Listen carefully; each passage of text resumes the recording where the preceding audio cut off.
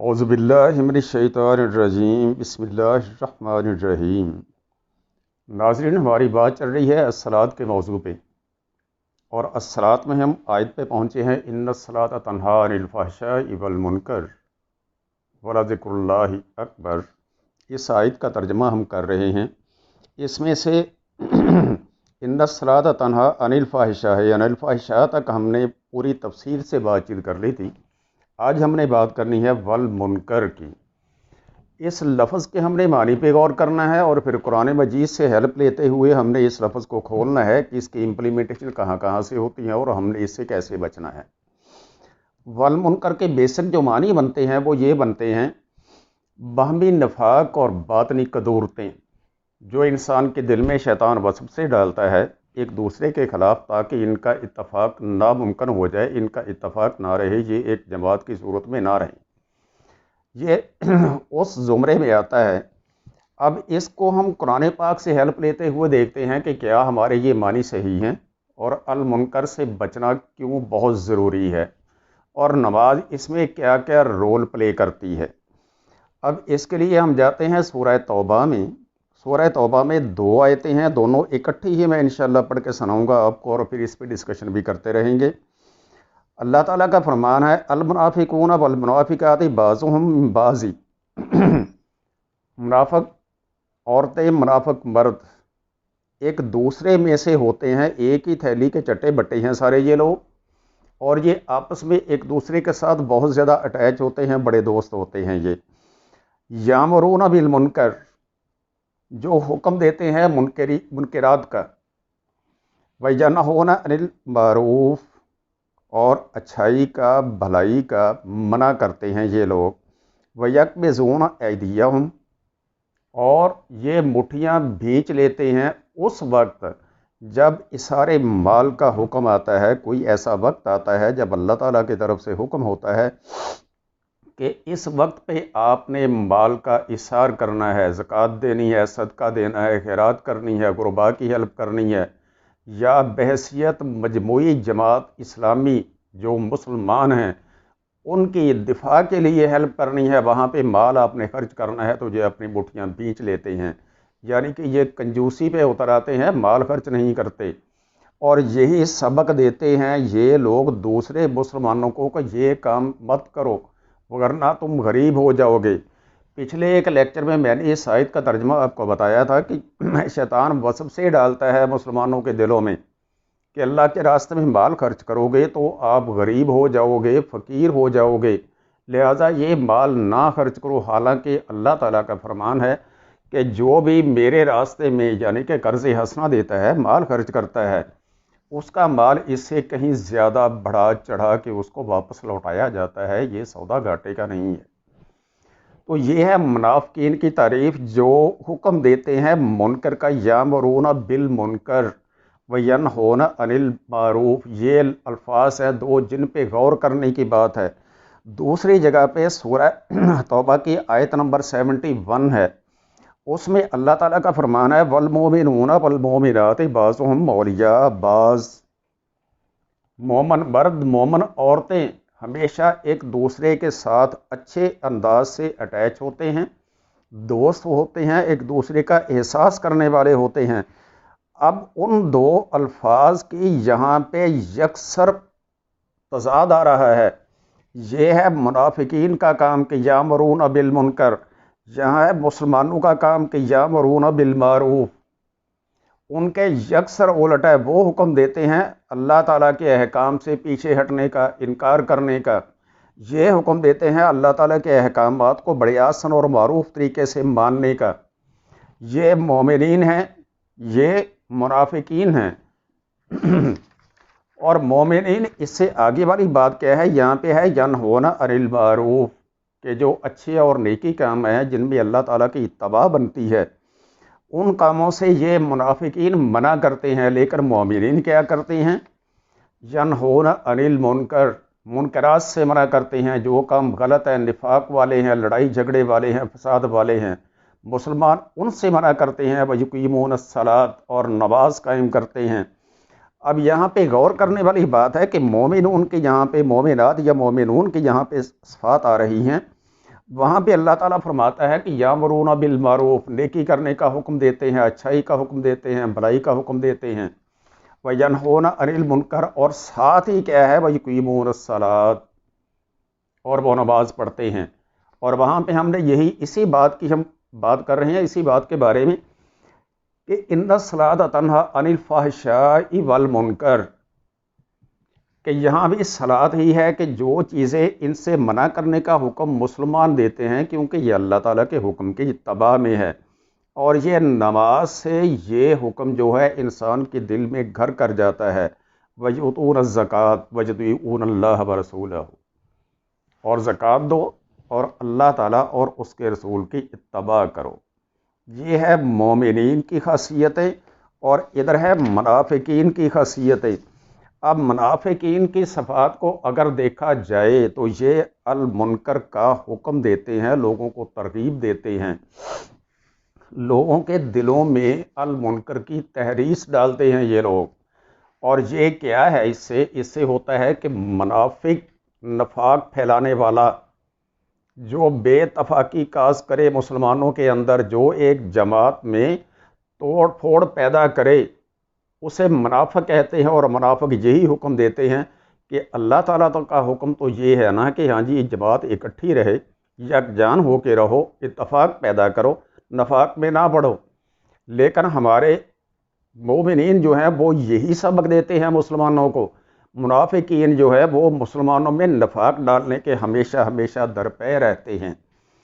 اور اب ہم نے دیکھنا ہے کہ یہ نفاق ڈالنا اور یہ منکر والی بات جو ہے، یہ اللہ تعالیٰ اور کس انداز میں فرماتا ہے۔ اللہ تعالیٰ کا سورہ آل عمران میں حکم ہے، قُلْ يَا أَهْلَ الْكِتَابِ لِمَ تَكْفُرُونَ بِآيَاتِ اللَّهِ۔ حضرت محمد صلی اللہ علیہ وآلہ وسلم کو مخاطب کرتے ہوئے اللہ تعالیٰ فرماتا ہے کہ اہل کتاب سے فرما دو، لِمَ تَكْفُرُونَ بِآيَاتِ اللَّهِ، تم اللہ تعالیٰ کی آیات سے انکار کیوں کرتے ہو؟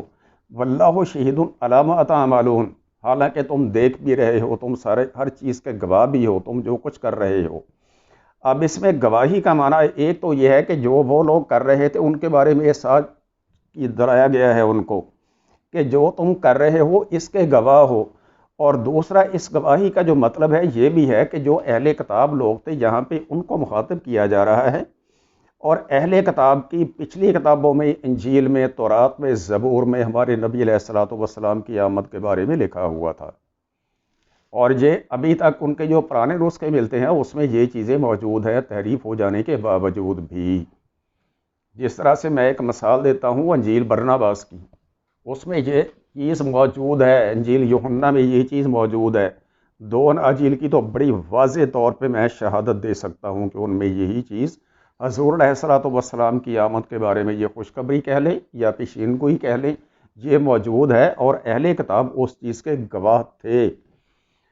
اس سے آگے اللہ تعالیٰ کا فرمانا ہے، قُلْ يَا أَهْلَ الْكِتَابِ لِمَ تَصُدُّونَ عَنْ سَبِيلِ اللَّهِ مَنْ آمَنَ تَبْغُونَهَا عِوَجًا، کہ اے اہل کتاب تم کیوں اللہ کے راستے سے روکتے ہو ان لوگوں کو جو ایمان لے آئے ہیں، تَبْغُونَهَا عِوَجًا وَأَنْتُمْ شُهَدَاء، ان کو کجی کے راستے پہ ڈالتے ہو، اسلام سے ہٹ کے دوسرے راستے پہ ڈالتے ہو، اسلام سے گمراہ کرنے کی آپ کوشش کیوں کرتے ہو؟ یہاں پھر وہی بات ہے، وَأَنْتُمْ شُهَدَاء، حالانکہ تم گواہی دینے والے بھی ہو، تم یہ جانتے بھی ہو ہر چیز کو کہ یہ آخری نبی علیہ الصلوۃ والسلام کی آمد کی خوشخبری آپ کی کتابوں میں لکھی گئی ہے، اور تم گواہ بھی بن چکے ہو کہ یہ سارا کچھ ہو چکا ہے، یعنی کہ نبی علیہ الصلوۃ والسلام دنیا میں تشریف لا چکے ہیں، اور وہ اپنے دین کی وہی دین جو نوح علیہ السلام کا دین تھا، جو حضرت ابراہیم علیہ السلام کا دین تھا، اس دین کی تبلیغ کرنا شروع کر دی ہے، اور تم اس چیز کو جانتے بھی ہو کیونکہ تمہاری کتابوں میں یہ لکھا ہوا ہے۔ وَمَا اللَّهُ بِغَافِلٍ عَمَّا تَعْمَلُونَ، اللہ تعالیٰ ان چیزوں سے غافل نہیں ہے جو کچھ تم کر رہے ہو۔ یا ایھا الذین آمنوا ان تطیعوا فریقا من الذین اوتوا الکتاب یردوکم بعد ایمانکم کافرین، یہاں پہ مسلمانوں سے اللہ تعالیٰ نے خطاب کیا ہوا ہے کہ اے مومنین، ایمان لانے کے بعد ایمان پہ پکے ہو جاؤ، ثابت قدم ہو کے رہنا ہے۔ اگر تم نے ان میں سے کسی ایک گروہ کی بھی پاسداری کی، کسی ایک گروہ کی اتباع کی، تو کیا ہوگا کہ یہ جو اہل کتاب لوگ ہیں جن کے اوپر ہم نے کتابیں پہلے اتاری ہوئی ہیں وہ سارا کچھ جانتے بھی ہیں، لیکن جاننے بوجھنے کے باوجود تمہیں یہ اس سے گمراہ کر دیں گے، اور پھر کیا ہوگا، ایمان لے آنے کے بعد تمہیں یہ کافرین میں شامل کر دیں گے۔ وَكَيْفَ تَكْفُرُونَ وَأَنْتُمْ تُتْلَىٰ عَلَيْكُمْ آيَاتِ اللَّهِ وَفِيكُمْ رَسُولُهُ، تم یہ کیسے انکار کر سکتے ہو جب کہ تمہارے اوپر یہ آیتیں پڑھی جا رہی ہیں، تم کو یہ آیتیں اللہ تعالیٰ کی پڑھ کے سنائی جا رہی ہیں، وَفِيكُمْ رَسُولُهُ، اور تمہارے درمیان میں وہی رسول موجود ہیں جن کی خوشخبری، جن کی پیشین گوئی تمہاری کتابوں میں موجود ہے۔ یہ اللہ تعالیٰ کا فرمان ہے۔ اب اس سے اگلے لفظ پہ بڑے غور کرنے والی بات ہے، وَمَن يَعْتَصِم بِاللَّهِ فَقَدْ هُدِیَ إِلَىٰ صِرَاطٍ مُسْتَقِیمٍ۔ وَمَن يَعْتَصِم بِاللَّهِ، جس نے اللہ تعالیٰ کو مضبوطی سے پکڑ لیا، اس کا مطلب ہے کہ اللہ کے احکامات کو، اللہ کے فرامین کو، اللہ کے آرڈرز کو، اللہ کے کہنے کو مان لیا، اور اس پہ انسان بالکل پکا ہو گیا، ثابت قدم ہو گیا۔ فَقَدْ هُدِیَ إِلَىٰ صِرَاطٍ مُسْتَقِیمٍ، بس اس نے ہدایت پالی راہ راست پہ چلنے کی۔ صراط مستقیم ایک ایسا لفظ ہے جس کو ہم بعد میں انشاءاللہ کھولیں گے بڑی تفصیل سے، اس سے اگلے والے آنے والے لیکچر میں اسی الصلاۃ کے موضوع کے اندر ہی یہ کھولیں گے، کیونکہ ہم ہر نماز میں کہتے ہیں اہدنا الصراط المستقیم، یہ وہی صراط مستقیم ہے جو ہم ہر نماز میں کئی بار اللہ سے مانگتے ہیں۔ اس سے آگے ہے یا ایھا الذین آمنوا اتقوا اللہ حق تقاتہ ولا تموتن الا وانتم مسلمون۔ اس آیت کا بظاہر سا مطلب میں کر دیتا ہوں ابھی، کہ اے ایمان والو، اللہ سے اتنا ڈرو، ایسا ڈرو، اس طرح سے ڈرو، اس انداز سے ڈرو کہ جس طرح سے اللہ سے ڈرنے کا حق ہے۔ اب یہ اللہ سے ڈرنے کا مطلب جو ہے اس کو انشاءاللہ واضح کریں گے آنے والے لیکچرز میں۔ وَلَا تَمُوتُنَّ إِلَّا وَأَنْتُمْ مُسْلِمُونَ، اب یہ ایک لفظ بڑا سوچنے والا ہے۔ اللہ تعالیٰ کا فرمان ہے کہ وَلَا تَمُوتُنَّ، مت مرنا، مت فوت ہونا، إِلَّا وَأَنْتُمْ مُسْلِمُونَ، ماسوائے کہ تم مسلمانوں کی شکل میں ہو، جب بھی فوت ہونا مسلمان فوت ہونا۔ اب اس پہ تھوڑی سی بات سوچنے والی آ جاتی ہے کہ اللہ تعالیٰ ہمیں فرما رہا ہے کہ وَلَا تَمُوتُنَّ، مت فوت ہونا تم، لیکن ہم تو یہ کہتے ہیں کہ موت اور زندگی اللہ کے ہاتھ میں ہے، زندگی جب بھی دینی ہے اللہ تعالیٰ نے جتنی دینی ہے وہ دینی ہے، موت جس وقت جہاں پہ جیسے آنی ہے وہ بھی اللہ تعالیٰ نے لکھا ہوا ہے۔ لیکن یہاں پہ اللہ تعالیٰ کہتا ہے کہ وَلَا تَمُوتُنَّ إِلَّا وَأَنْتُمْ مُسْلِمُونَ، کہ تم فوت نہ ہونا۔ ناظرین، یہ سوچنے والی بات ہے کہ کیا فوت ہونا ہمارے اپنے بس میں ہے یا نہیں ہے۔ یہ آیت جو ہے یہ پوری کی پوری انشاءاللہ میں پھر کسی وقت ڈسکس کروں گا بہت لمبے چوڑے موضوع کے ساتھ۔ اب اس سے آگے پھر وہی لفظ آ رہا ہے جہاں پہ ہے وَمَن يَعْتَصِم بِاللَّهِ، اس سے آگے اللہ تعالیٰ کا فرمان ہے وَاعْتَصِمُوا بِحَبْلِ اللَّهِ جَمِيعًا وَلَا تَفَرَّقُوا، اللہ تعالیٰ کی رسی کو مضبوطی سے تھام لو، مضبوطی سے پکڑ لو۔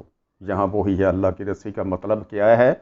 اللہ کی رسی کا مطلب ہے اللہ تعالیٰ کے فرامین، اللہ کے احکامات، اللہ نے جو ہمیں آرڈرز دیے ہیں، اللہ نے جو معروف چیزیں ہمارے لیے کی ہیں کہ یہ کرنا ہے، یہ کرنا ہے، یہ کرنا ہے، اور منکرات کو ہم نے چھوڑ دینا ہے۔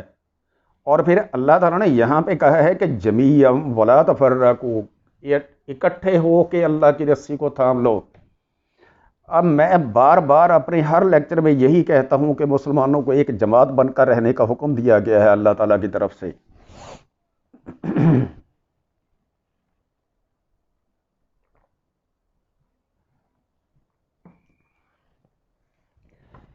یہاں پہ یہی چیز اللہ تعالیٰ نے بڑے واضح اور واشگاف الفاظ میں لکھی ہے وَاعْتَصِمُوا بِحَبْلِ اللَّهِ جَمِيعًا وَلَا تَفَرَّقُوا، مسلمانوں کے لیے ہے کہ اللہ تعالیٰ کی رسی کو اتنا مضبوطی سے پکڑ لو کہ سارے جتنے مسلمان ہیں، من قال لا الہ الا اللہ، جس نے بھی لا الہ الا اللہ کہہ دیا وہ اللہ کی رسی کے سامنے آ گیا ہے، اب اللہ کی رسی کو پکڑ لیا ہے اس نے۔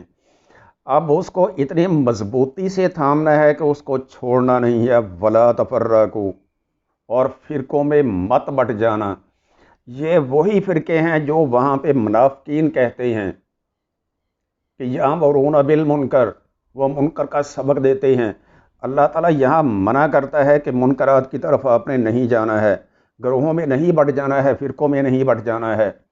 جب ہم نے ایک لفظ کہہ دیا ہے من قال لا الہ الا اللہ، کہ جس نے بھی لا الہ الا اللہ کہہ دیا وہ اللہ کی چھتری کے نیچے آ گیا ہے، پھر اس کے بعد فرقوں میں بٹنے کا، گروہوں میں بٹنے کا جواز میری سمجھ سے بالا تر ہے۔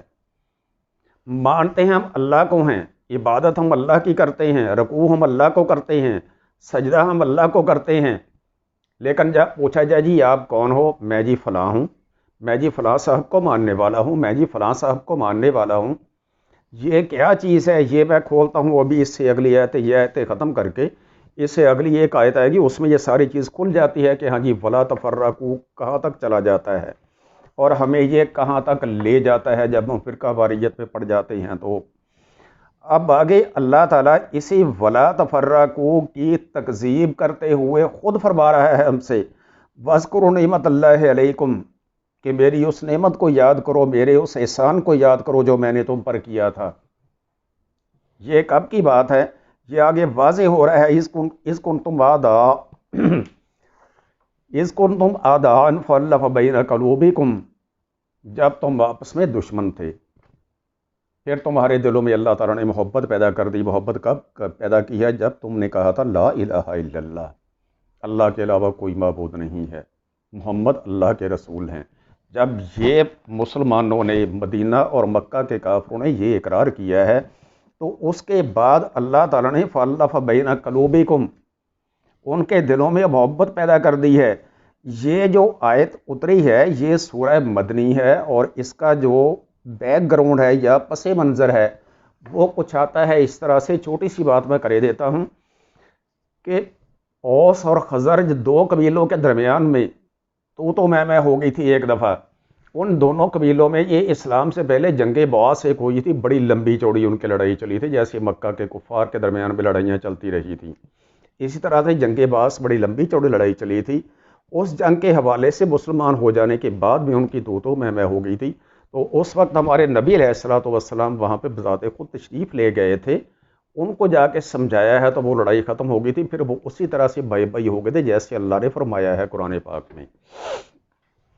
اب اس میں ایک چیز بہت واضح ہو رہی ہے کہ اسلام سے پہلے جو دشمن تھے، یہ اللہ کا فرمان ہے، میرا یا کسی عالم کا نہیں ہے، کہ جب اسلام آنے سے پہلے اذ کنتم اعداء فالف بین قلوبکم، جب تم دشمن تھے، پھر اس کے بعد اللہ تعالیٰ نے آپ کے دلوں میں محبت پیدا کر دی ہے۔ آج کل ہمارے ایک صاحب ہیں، نام نہیں لیتا، اللہ معاف کرے، نہ میں لڑائی کسی سے لینے کا قائل ہوں، وہ کہہ رہے ہیں کہ جو اسلام سے پہلے بنو قریش اور بنو امیہ میں لڑائیاں چلی آ رہی تھیں، وہ اسلام آنے کے بعد تک، حتیٰ کہ خلفۂ راشدین کا دور ختم ہونے کے بعد تک، حضرت امیر معاویہ رضی اللہ تعالیٰ عنہ کا دور ختم ہونے کے بعد تک وہ دشمنیاں چلتی رہی ہیں۔ اللہ معاف کرے میرے بھائی، اگر ان کی بات کو صحیح مان لیا جائے تو پھر اس آیت کی تکذیب کرنا پڑے گی۔ اللہ معاف کرے، اللہ سب کو ہدایت دے، میں زیادہ تفصیل میں نہیں جاتا۔ اس سے آگے اللہ تعالیٰ کا فرمان ہے فَأَصْبَحْتُمْ بِنِعْمَتِهِ إِخْوَانًا۔ اب یہاں پہ ہے بنعمت ہی، اللہ تعالیٰ کی نعمت کے ساتھ کون سی نعمت ہے؟ جو اللہ تعالیٰ نے یہاں پہ فرمایا ہے وَاذْكُرُوا نعمت اللہ، اللہ کے اس نعمت کو یاد کرو، اللہ کے اس احسان کو یاد کرو، اللہ کے اس رحمت کو یاد کرو جو تم پر کی ہے اللہ نے۔ اور اسی رحمت، اسی نعمت، اسی احسان کی بدولت کیا ہوا ہے کہ صدیوں کی چلے آنے والی دشمنیاں آپس میں بھائیوں میں چینج ہو گئی، بھائی بن گئے ہیں۔ وَكُنْتُمْ عَلَىٰ شَفَا حُفْرَةٍ مِّنَ النَّارِ، اور تم آگ کے گڑھے کے کنارے تک پہنچ چکے تھے۔ دشمنی کا، تفرقہ بازی کا، لڑائیوں کا نتیجہ کیا ہوتا ہے؟ بہت واضح سی بات ہے، جو تفرقوں میں پڑھنے والے لوگ ہیں وہ سن لیں غور سے۔ وَكُنْتُمْ عَلَىٰ شَفَا حُفْرَةٍ، کہ تم لوگ آگ کے گڑھے کے کنارے پہنچ چکے تھے، پھر کیا ہوا؟ وَكُنْتُمْ عَلَىٰ شَفَا حُفْرَةٍ مِّنَ النَّارِ فَأَنْقَذَكُم مِّنْهَا، تم کو اس سے بچا لیا گیا۔ اس وقت تو اللہ کی نعمت تھی، ہمارے نبی علیہ الصلوۃ والسلام دنیا میں موجود تھے، ان کی ہدایت کے مطابق جب مسلمانوں نے راہ راست اختیار کر لی ہے تو اللہ نے ان کو آگ سے بچا لیا۔ اب ہمارے پاس کلام پاک موجود ہے، اللہ کی کتاب موجود ہے، اللہ کی ہدایت موجود ہے، سب کچھ موجود ہے، اب اتنی کھلی باتیں موجود ہیں، ہم پھر فرقہ واریت میں پڑے ہوئے ہیں۔ اب اگر ہم اس کے باوجود بھی آگ کے کنارے تک چلے گئے، آگ کے گھڑے کی طرف چلے گئے، تو اس آیات کو نا عمل ہم کرتے ہوئے ہمیں پھر کون بچائے گا اس آگ سے؟ اللہ معاف کرے، اللہ ہر بندے کو ہدایت دے، ہر مسلمان کو ہدایت دے۔ کذالک یبین اللہ لکم آیاتہ لعلکم تہتدون، یہ وہ اللہ تعالیٰ کی آیات ہیں جو تم کو کھول کھول کر بیان کر دی گئی ہیں، بڑے واضح الفاظ میں تمہیں سمجھا دی گئی ہیں تاکہ تم ہدایت پانے والوں میں ہو جاؤ۔ ہدایت کا لفظ کیا ہے؟ ایک دن میں نے ایک آیت پڑھی تھی سورہ فتح کی، والذی ارسل رسولہ بالہدی ودین الحق، یہ خدا کا لفظ وہاں پہ آیا تھا، یہاں پہ یہ تہتدون کا لفظ آیا ہے۔ یہ وہی خدا پا جانے والے لوگ ہوتے ہیں جن کو ہدایت مل جاتی ہے۔ اب اس تہتدون اور اس خدا کو انشاءاللہ اس سے اگلے ہی لیکچر میں کھول دیا جائے گا کہ خدا کیا ہے اور اس کو حاصل کر لینے والے تہتدون مہتدون میں کیسے آ جاتے ہیں۔ اس سے آگے اللہ تعالیٰ کا فرمان ہے وَلْتَکُم مِّنکُم أُمَّةٌ يَدْعُونَ إِلَى الْخَيْرِ، تم میں سے ایک گروہ، ایک جماعت، ایک گروپ ایسا ہونا چاہیے جو لوگوں کو بلائے دعوت دے إِلَى الْخَيْرِ، خیر کے کاموں کی طرف۔ وہ خیر کے کام کیا ہیں؟ وَيَأْمُرُونَ بِالْمَعْرُوفِ، وہ مومن والی صفات آ گئی ہیں جو اللہ تعالیٰ نے سورہ توبہ میں لکھا ہوا ہے کہ مومنین وہ ہیں جو یامرون بالمعروف وینہون عن المنکر، جو منکرات سے منع کرتے ہیں اور اچھائی، بھلائی اور معروف کاموں کی طرف، اللہ کے احکام کی طرف یہ بلاتے ہیں۔ اب آگے اس سے اللہ تعالیٰ نے وہی ولا تفرقوا کے الفاظ کو فردر کھولنے کے لیے اللہ کا کیا حکم ہے؟ ولا تکونوا کالذین تفرقوا، ان لوگوں کی طرح مت ہو جانا جو فرقہ واریت میں چلے گئے تھے، فرقوں میں بٹ گئے تھے، گروہوں میں بٹ گئے تھے، گروپ ہو گئے تھے وہ لوگ۔ یہ وہ چیز ہے ولا تکونوا کالذین تفرقوا واختلفوا من بعد ما جاءهم البینات۔ اب دیکھو اللہ تعالیٰ کا کتنا کھلا سا فرمان ہے کہ ان لوگوں کی طرح مت ہو جانا تو جو تفرقوں میں بٹ گئے تھے۔ واختلفوا من بعد ما جاءهم البینات، اس علم کے بعد، اس چیز کے بعد، ان آیات کے بعد، ان نشانیوں کے بعد جو کھول کھول کر تم کو بتا دی گئی ہیں، اس کے بعد بھی اگر اختلاف میں یا فرقوں میں پڑو گے تو پھر اللہ معاف کرے ہمیں ہدایت دینے والا کوئی کہاں سے آ جائے گا؟ یہ ہدایت ہے ہمارے لیے جو ہم نے پکڑنی ہے، جہاں سے ہم نے سارا کچھ حاصل کرنا ہے، جہاں سے ہم نے زندگی کا راستہ متعین کرنا ہے۔ اگر یہاں سے بھی ہمیں زندگی کا راستہ نہیں ملے گا تو پھر اوپر سے کچھ جن یا فرشتے تو نہیں آئیں گے۔ اب اس سے آگے ہے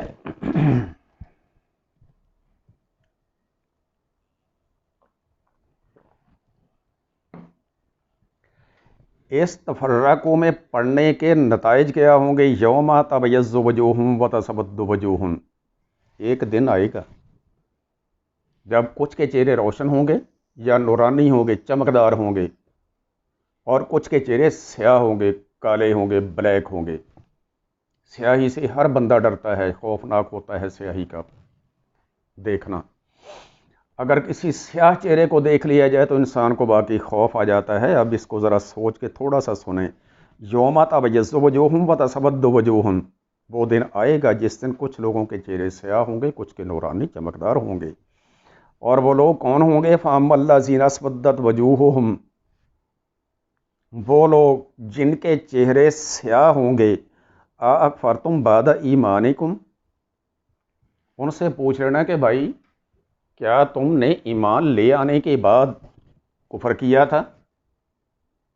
اب کفر کیا ہے ایمان لے آنے کے بعد؟ کفر یہی ہے کہ جو اللہ تعالیٰ فرما رہا ہے وَاعْتَصِمُوا بِحَبْلِ اللَّهِ جَمِيعًا وَلَا تَفَرَّقُوا، یہ سورہ آیت محکم ہے، ایک متشابہات میں نہیں ہے، بہت واضح ہے، اللہ تعالیٰ کا بہت بڑا فرمان ہے یہ۔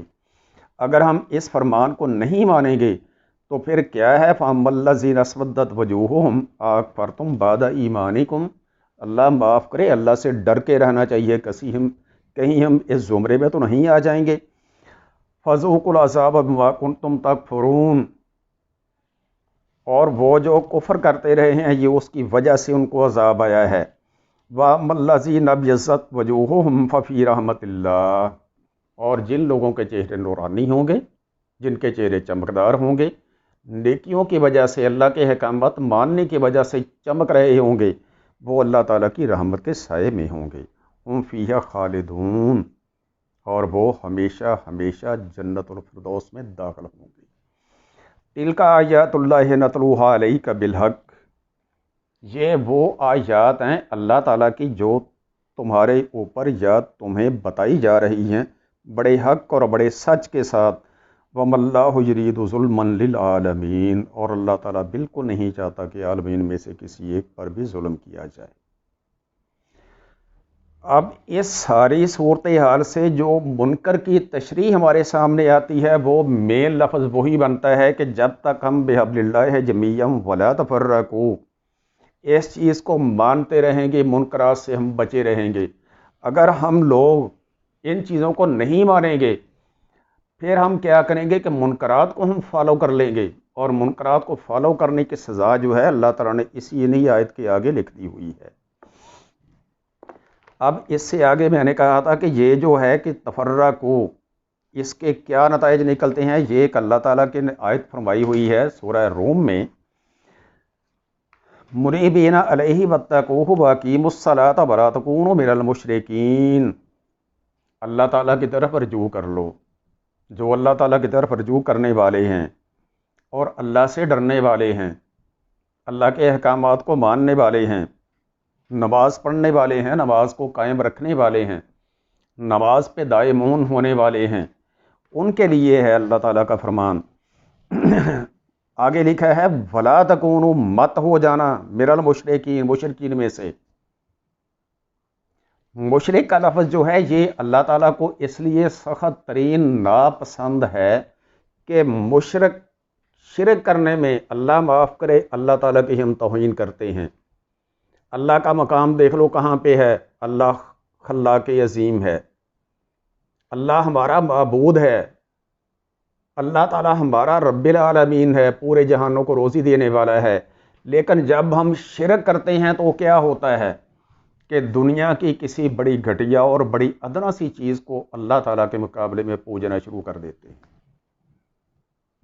ہوتا کیا ہے، جو علماء سے میں نے پڑھا ہے وہ یہ ہے، اگر ہم اپنی خواہشات کو کسی دوسرے سے منسوب کر دیں، اپنی زندگی کے معاملات کو کسی دوسرے سے منسوب کر دیں، یا ہم لوگ سوال کرتے ہوئے کسی دوسرے سے مانگنا شروع کر دیں، اس کی مثالیں یہاں تک علماء نے دی ہوئی ہیں کہ اگر ہم کہیں جا کے کسی سے کہتے ہیں کہ اے فلاں بزرگ ہمیں یہ چیز عطا فرما دے، یہ شرک ہے۔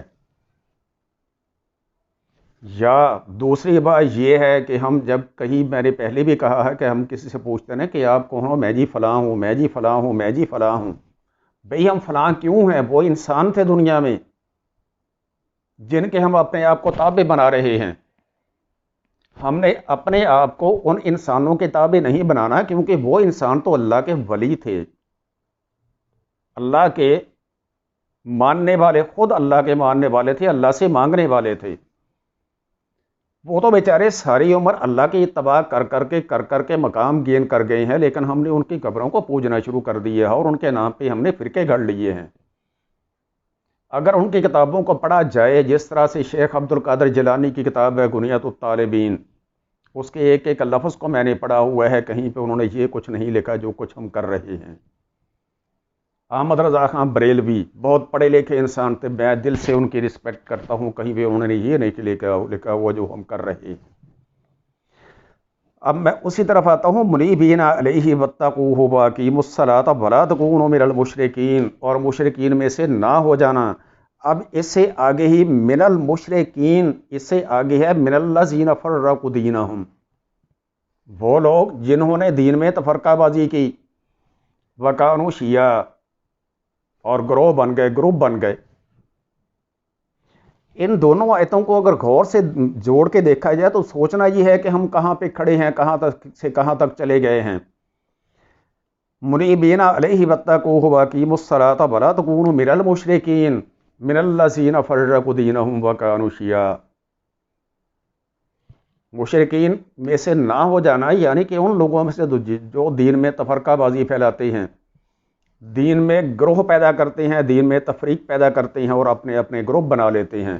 پھر اس کے بعد ہوتا کیا ہے، کل حزب بما لدیہم فرحون، اور ہر بندہ اپنے اپنے گروپ میں بڑا خوش پھرتا رہتا ہے کہ میں صحیح ہوں، وہ کہتا ہے میں صحیح ہوں، وہ کہتا ہے میں صحیح ہوں۔ اب نماز کے بارے میں اللہ تعالیٰ کا حکم ہے واقیم الصلاۃ، نماز قائم کرو۔ قائم کرنے سے مراد یہ نہیں ہے کہ جہاں جی چاہ نماز نہیں دی، مسجد میں جا کے با جماعت نماز پڑھو۔ نماز کا حکم با جماعت ہے، جماعت وہ ہوتی ہے جہاں پہ لوگ اکٹھے ہوں، اور جب لوگ اکٹھے ہو گئے نماز پڑھ کے پھر فرقو کا لفظ نہیں آ سکتا، پھر ایک جماعت کا لفظ آتا ہے، اور مسلمانوں کی جماعت جب تک نہیں بنے گی تب تک ہماری بقا اب ان حالات میں ناممکن ہو چکی ہے۔ چھوٹی سی ایک بات کر کے میں اپنا لیکچر ختم کرتا ہوں، وہ بات بہت سیاسی نہیں ہے حاضرین۔ میرا دین اسلام ہے، اس لیے میرے دل میں دکھ ہوتا ہے کہ یورپی یونین نے ایک قرارداد منظور کی ہے، یہ پچھلے 1-2 دنوں میں، آج 2 مئی 2021 ہے جب میں لیکچر ڈیلیور کر رہا ہوں میں آج کے دن میں یہ بات کر رہا ہوں، اس سے 1-2 دن پہلے یورپی یونین نے ایک قرارداد منظور کی ہے پاکستان کے معاملے میں کہ توہین رسالت کا قانون ختم کرو اور یہاں اقلیتوں کو فل آزادی دو۔ اب ہمارا یہ کیا ہوا ہے کہ ہماری جماعت نہ ہونے کی وجہ سے ہے، ہمارا ایک ایک فرقہ ہونے کی وجہ سے ہے، ہمارا اس قرآن پاک کو نہ سمجھنے کی وجہ سے ہے کہ کافر باہر بیٹھ کے ہمارے ملک کے اندرونی معاملات میں دخل دے رہے ہیں۔ ہمارے کسی پارلیمنٹ سے کہو کہ یہ انگلینڈ کے معاملے میں، امریکہ کے معاملے میں کوئی بھی قرارداد منظور کریں، میں دیکھتا ہوں یہ کتنے پنے کھا ہیں۔ یہ اسی لیے ہے کہ ہم نے اللہ کے آگے ہاتھ نہیں پھیلانا، اللہ کے آگے نہیں جھکنا ہے، کفار کے آگے جھکنا ہے، لوگوں کے آگے جھکنا ہے۔ ناظرین، اس لیے میری ریکویسٹ ہے بحیثیت مسلم سارے مسلمانوں سے، جو بھی دنیا میں من قال لا الہ الا اللہ، جو بھی کلمہ کا لفظ کہتا ہے، وہ ایک جماعت کے سائے تلے آ جائے، وگرنہ اب ان حالات میں ہم مسلمانوں کی سروائیول، اللہ معاف کرے، خاکم بدہن ناممکن ہے۔ اللہ معاف کرے، اللہ میری باتوں میں اثر پیدا کرے، آمین۔